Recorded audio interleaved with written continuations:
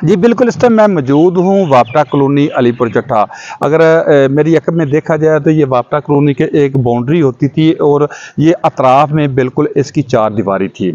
मेरे अगर right side पे देखा जाए तो ये वापटा कॉलोनी का दफ्तर था। यहाँ मुलाजमीन अपनी रोज़मर्रा की जो है खिदमात सर अंजाम देते थे। आज भी देखें तो मेरी तरफ ये बैक साइड पे पूरी बाउंड्री जो गिरा दी गई है। असल इसमें वाक़या जो है आज से 14 साल पहले मियाँ फ़रूक नामी शख्स ने दावा किया था कि ये जो है वापटा कॉलोनी की जो मलकियत ज़मीन है, अरादी है, ये मेरी मलकियत है। 14 साल बाद पाकिस्तान की बड़ी अदालत ने बड़ा फैसला दे दिया कि ये जो अरादी है ये मियाँ फ़रूक की है, इसको दिलाई जाए।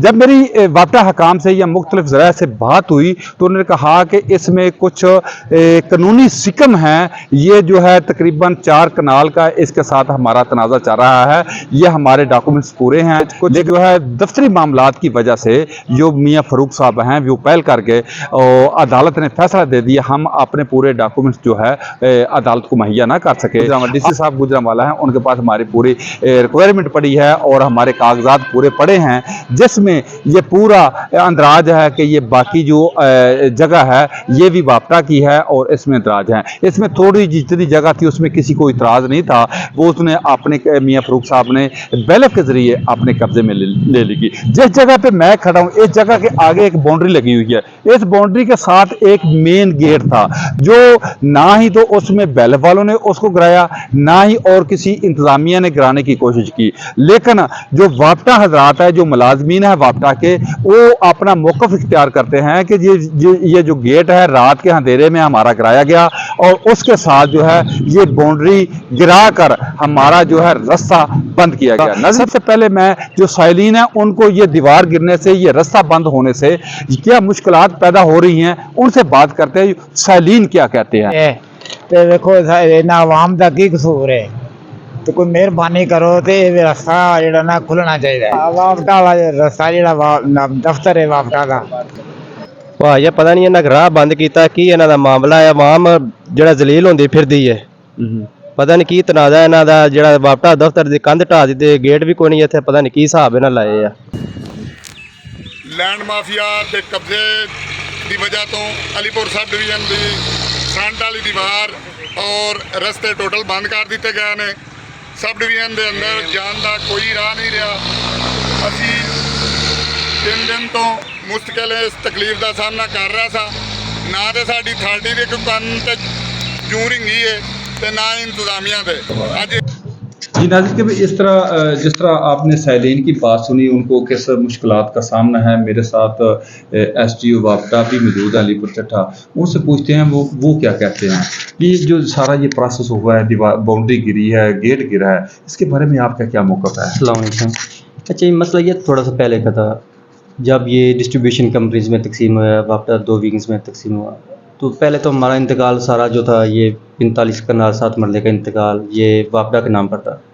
लेकिन जब ये डिस्ट्रीब्यूशन में तकसीम हुआ, गैप को जैसे मैप को डिस्ट्रीब्यूशन कंपनीज कहते हैं, तो उस वक्त इंतकाल का मसला क्रिएट हो गया। डिस्ट्रीब्यूशन कंपनीज के नेम पर जो इंतकाल वो मुंतकिल ना हुआ। बाद में जो 37 कनाल 7 मरले का इंतकाल वापटा अलीपुर चट्टा के नाम पर मुंतकिल हो गया। 8 कनाल का जो मसला है उसमें भी ये है कि ये DC में नोटिफिकेशन होगी, इसकी अवार्ड हो गया, हमें इंतकाल नहीं हुआ उसको। रकबा वो भी हमारा है जिस पर ये इन्होंने कब्ज़ा कर लिया है। कब्ज़ा करने के बाद इसने ना सिर्फ बाउंड्री वाल से अंदर गैर कानूनी तजावज़ किया है और हमारे गेट भी जो कि उसको रोका गया था, महकमा माल की तरफ से रोका गया था कि इसको गेट को नहीं गिराना, निशानदही में शामिल नहीं है। रात को वो आया है, गेट को गिरा गया है।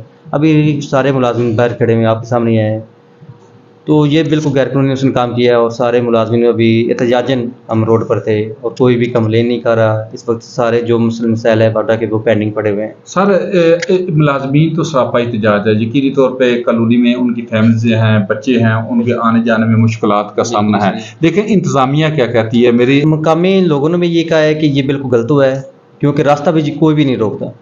एक तो बिल्कुल जो अखलाकी तौर पे इन्होंने गलत किया है, अखलाकी तौर के साथ साथ वैसे भी जो हमारे कानूनी तौर पे वो भी गलत किया है। और ऐसे जो साहब आए हैं, मौके पर आए हैं, उनको ब्रीफ किया है, मकामी लोगों ने बताया सब है। उन्होंने कहा है कि जो हम कार्रवाई कर सकते हैं हम ज़रूर करेंगे, कानूनी कार्रवाई करेंगे। और इसके मसले को हल करते हैं, रास्ता खोलते हैं यहाँ पर मजीद में। अच्छा, जब तक ये आपका मामला हल नहीं होगा, क्या आप ऐसे ही एहतजाज करते रहेंगे या साइलिन की बात भी सुनेंगे? नहीं, बिल्कुल हम एहतजाज करेंगे। ये तो मसला है ना, अभी ये इसने इस जगह पर कब्जा किया है, कल को ये हमारे दफ्तर पर कब्जा कर लेगा, मजीद ये आगे आ जाएगा। इस तरह तो नहीं ना काम चलेगा। मजीद ये हमारा अपना ज़ाती मसला तो नहीं है, ये हम महकमे के लिए लड़ रहे हैं।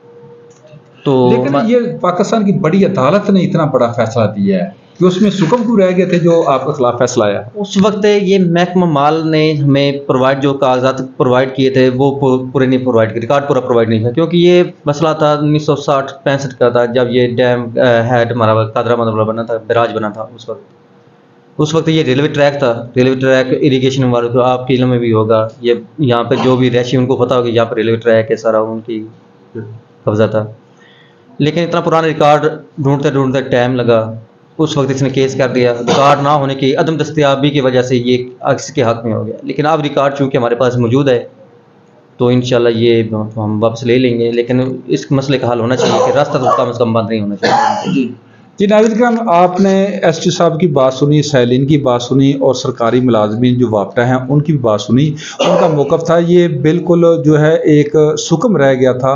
जो मुख्तलिफ महकमा जात के कागजात हैं उनको इकट्ठा करने में या उनमें थोड़ी तख़ीरी की वजह से मुख्तलिफ ऑफिसर के ट्रांसफ़र होते हैं, उसकी वजह से थोड़ी तख़ीरी हो जाती है। और इसके अलावा जो है मुख्तलिफ औक़ात में जो अपनी हम जो है सरकारी जो खिदमात सर अंजाम देते कुछ देरी होगी, जिसकी वजह से ये सारा मामला हुआ। अब देखना यह है कि आने वाले चंद दिनों में ऊंट जो है किस करवट बैठता है और इसका फैसला क्या होता है।